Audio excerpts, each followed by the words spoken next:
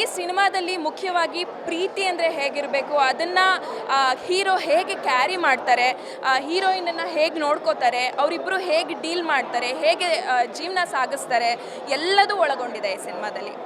Shooting ಸೆಟ್ಟಲ್ಲಿ ಒಂದು memories ಏನಾದರೂ ನೆನಪಿಸ್ಕೋಬೋದಾ ma'am? ನಾನು ಬೆಂಗಳೂರಲ್ಲಿ ಈ ಶ್ರೀರಾಮ್ಪುರ ಸ್ಲಮ್ಮು ಇದು ಯಾವ ಸ್ಲಮ್ಮುಗಳಿಗೂ ನಾನು ಹೋಗಿರಲಿಲ್ಲ. ಅದು ನನಗೆ ಫಸ್ಟ್ ಎಕ್ಸ್ಪೀರಿಯನ್ಸ್ ಅಲ್ಲಿ ಹೋಗಿದ್ದು ಕೂಡ. ಆದರೆ ಅಲ್ಲಿ ಜನಗಳು ಎಷ್ಟು ಚೆನ್ನಾಗಿ ನಮ್ಮನ್ನು ಟ್ರೀಟ್ ಮಾಡ್ತಾಯಿದ್ರು ಅಂದರೆ, ನನಗೆ ಕ್ಯಾರವನ್ನೇ ಬೇಡ, ನಾನು ರೂಮು, ಡ್ರೆಸ್ಸಿಂಗು, ಮೇಕಪ್ಪು ಎಲ್ಲ ನಾನೊಬ್ಬರು ಮನೇಲಿ ಉಳ್ಕೊಂಡಿದ್ದೆ. ಅಷ್ಟು ಚೆನ್ನಾಗಿ ನೋಡಿಕೊಂಡ್ರು.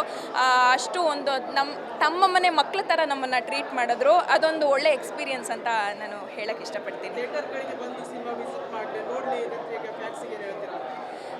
ಮೇಯ್ನಾಗಿ ಇದು ಒಳ್ಳೆ ಕನ್ನಡದಲ್ಲಿ ಕಂಟೆಂಟ್ ಇರುವಂಥ ಸಿನಿಮಾಗಳು ಬರ್ತಾ ಇಲ್ಲ ಅಂತ ತುಂಬ ಕಂಪ್ಲೇಂಟ್ಸ್ ಇದೆ. ಬಟ್ ಹಾಗಿಲ್ಲ, ನೀವು ಒಂದು ಸಲ ಬಂದು ಸಿನಿಮಾ ನೋಡಿ ನಿಮ್ಮ ಫ್ರೆಂಡ್ಸಿಗೆ, ನಿಮ್ಮ ಫ್ಯಾಮಿಲಿಗೆ ಹೇಳಿದ್ರೆ ಖಂಡಿತ ಕನ್ನಡ ಸಿನಿಮಾಗಳು, ಒಳ್ಳೆ ಸಿನಿಮಾಗಳು ಬರ್ತಾ ಇದ್ದಾವೆ, ಅವು ಗೆಲ್ಲುತ್ತವೆ ಅಂತ ಹೇಳಕ್ಕೆ ಇಷ್ಟಪಡ್ತೀನಿ.